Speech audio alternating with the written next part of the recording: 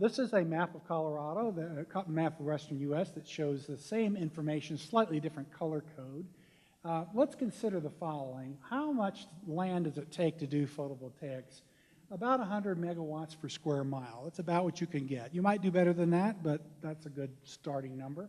Colorado has a peak demand of 11 gigawatts. I'm not proposing we serve Colorado with solar alone, but what if we did? Well, that would take 110 square miles of land area. Let's go back to that map. By the way, the blue box is the San Luis Valley. There's 110 square miles, okay? Now, I'm not proposing we pave over any part of Colorado and put in 110 square miles of solar, but if we did, we would serve our peak electrical load. We'd need storage for nighttime and things like that, but that's what would happen. Now, what if that 11 gigawatts were spread around the state in 100 megawatt installations instead of all in one place? Well, it might look something like this. There's the state. There's your 110 square miles. And let's just distribute that around a little bit. Yeah, okay. Can you see the resulting installations? There they are. You like that, huh? Now, this isn't scientific. I didn't pick these out for sites, but this is, in fact, would do it. Alice mentioned that I represent Dow Solar. They're now putting out a product called Dow Powerhouse.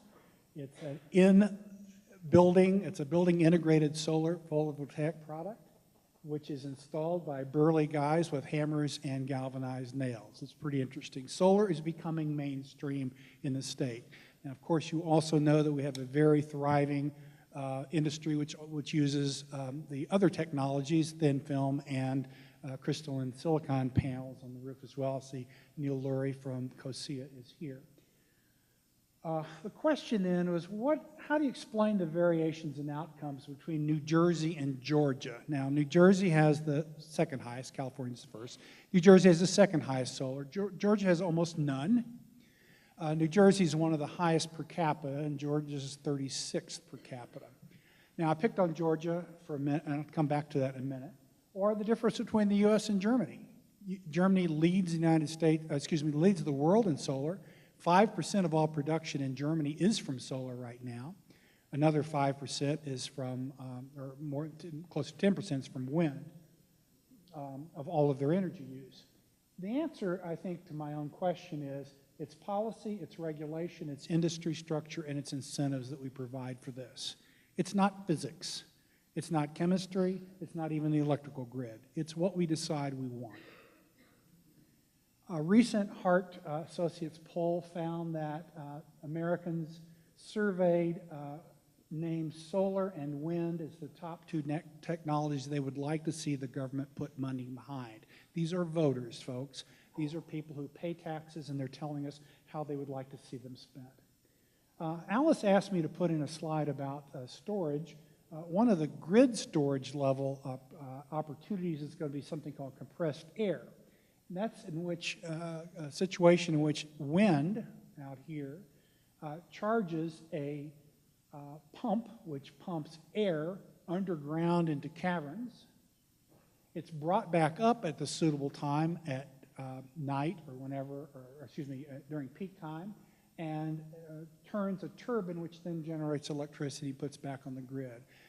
I think we're going to see compressed air energy storage, or CAES, this is called, in Colorado. I'm running out of time, so I apparently went over my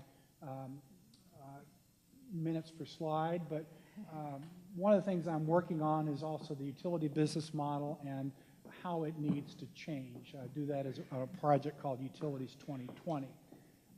The last thing I'm going to show is I have a paper that I wrote recently that talks about some of these things you might be interested in.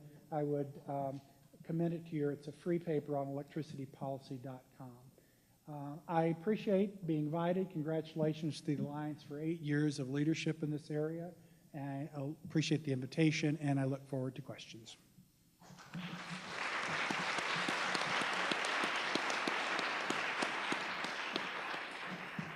Wow. Thanks to all three of you. You know, I really believe information is power. And Eric brought up reinventing fire. We've heard about the NREL study, the REF study. SWEEP is producing a report right now about energy efficiency, about how Coloradans can save literally millions and millions of dollars with energy efficiency. So we've had, we have a lot of things on the table. I guess I'll start with Eric. And what do you think some of the toughest nuts to crack are? I'd like to hear that. I think just thinking about the sectors that we started with, so transportation, buildings, industry, and electricity, in each of those sectors, there is real momentum to move toward this efficient and renewable path. But I do feel like thinking about what's going on in terms of state policy and what's going on in terms of kind of consumer adoption of these things, the transportation side seems very kind of the hardest nut to crack at this point. I think I just finished working with the state of Connecticut on the state's energy strategy, and there was really no interest in pushing the needle forward on transportation, and I think that's a challenge in a lot of states. And although there are kind of interesting and new technologies that are coming into the marketplace, they're not really at the price points that many of us can access. And so I think the question is, what can we do to try and accelerate cost reduction so that these vehicle technologies can be more widely accessed? But to some extent, in order to make that happen, we need to make some tough decisions on how state governments, how federal governments think about transportation policy. I really appreciate that conversation. It's, Americans are certainly tied to their cars. We're focused a little more on electricity today, but we really wanted to bring up that transportation issue to make sure it's in the back of your minds, and hopefully we can talk about it more this afternoon in some of the breakouts. In Colorado, we have investor-owned utilities that produce about, I don't know if I always say this correctly, but about 60% of the energy in Colorado. The other 40% is produced by a mix of municipalities or rural electric co-ops, which are under a 10% renewable energy standard, and XL and Black Hills, the IOUs, are under the 30%. So how do we help that rest of the state move past the 10% goal? Because obviously, they're on their way to meet those goals. And if we're going to look down the road, a long-term vision, what does it take for the rest of the state to address all their unique issues? They don't operate like XL does. They have different cost recovery issues. How do you think we can work together with them to deal with, their structure, their cost recovery issues about transitioning? Either David or Ron or Eric, whoever wants to dive in.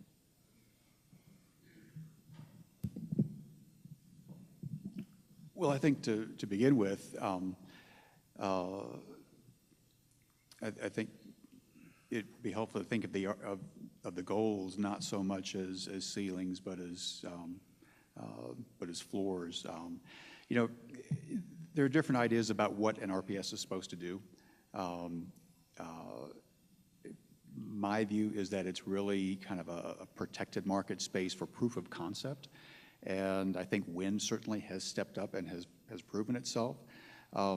So I think in getting the entities, like REAs and municipal utilities to come along with the IOUs, I think the message, part of it has to be conveying the message that that wind power particularly is there. Coal plants don't last forever. Eventually, they're going to wear out, and eventually, REAs and munis are going to have to find new sources of electricity, and I think the success of the RPS has demonstrated that renewables are a viable option. I would like to see the RPS in Colorado increased for all utilities, and I think that it's really kind of a tepid goal to have 10% for the REAs. They can do much better than that. There's nothing intrinsically rural about burning coal. I mean, if anything, wind is probably more rural a product than coal is. You have institutionally different actors with the REAs who, for a lot of reasons, are dedicated to a course which is not, I think, in the long run, consistent with what clean energy requirements need to be. I'm all for letting them determine their fate so long as they are actually pulling in the same direction as state policy. You can't have a state policy for 60% of the state. It's not a state policy if that's your read. So I understand there's differences, but there's nothing intrinsically. In fact, you've got REAs across the country who are getting quite green. There's plenty of examples of those. There's no intrinsic reason why rural electrics, or for that matter, cities in Colorado can't do the same thing. So what do you think about the role of education? I think, to the people in this room, it might seem like it's, a no-brainer, but I've heard other folks in some of the other parts of the state say, well, why should I subsidize someone's solar panel on their home? So how do we educate people about this around the costs and the benefits? Any thoughts on that? Well, to begin with, we're going to be out of the realm of somebody subsidizing somebody's solar pretty soon. That's just a matter of time when that happens. But I also, as commissioner, I had the view that we were adding solar resources to the system as system resources, not as individual house resources.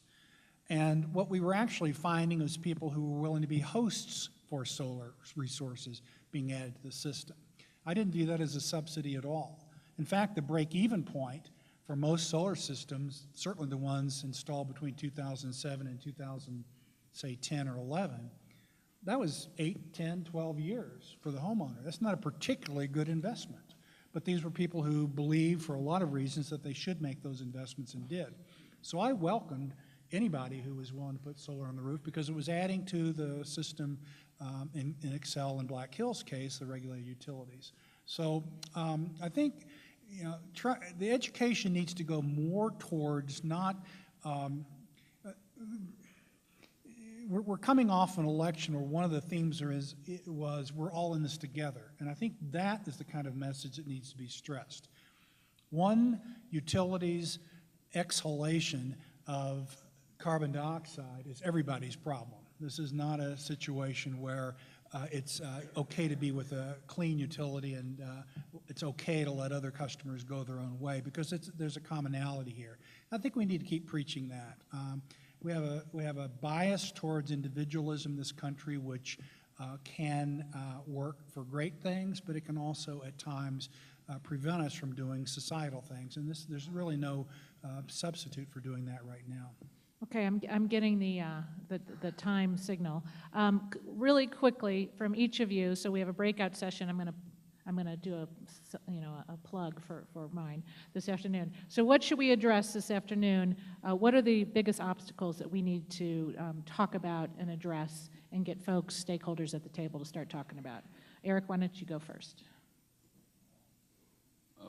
Well, I answered that first question with transportation. So I think there are a number of questions around transportation policy, the technologies in the transportation space, driving adoption, those types of things that I think are pretty key. Okay, that's going to be number one on our list. Ron, how about you? You're talking about the breakout session this afternoon? Yes. I really would like to talk about state policy and what the folks in this room can do to make sure their voices are heard in the legislature and through the governor's executive offices. Okay. David?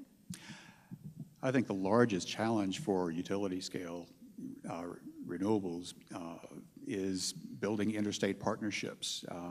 I think it'll be very difficult for Colorado to go it alone to get the least cost options. So how does Colorado reach out and work with other states to identify mutual opportunities and go for them beyond the technical studies, but to political and policy decisions? Great. Let's give them a round of applause and thank you so much.